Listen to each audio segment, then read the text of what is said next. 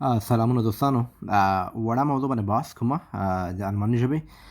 موضوع ده چې کله مونږ چا سره ملاقات کوو، یعنی په فارمل طریقې سره یو خو مونږ وایو مطلب ته څنګه یې، بل مونږ وایي پښتو کې تاسو څنګه یې.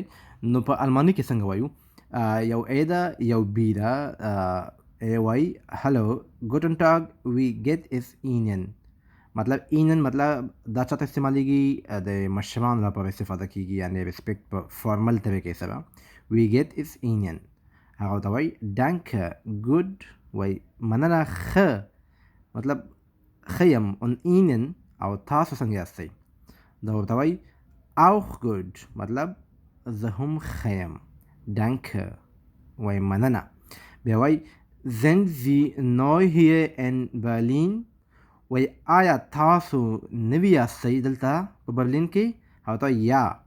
وای هو wir kommen aus Mannheim، وای منګه راغلي یو له منهایم نه. بیا اخر کې ورته وایي اخ سو. اخ زو مطلب صحیح ده،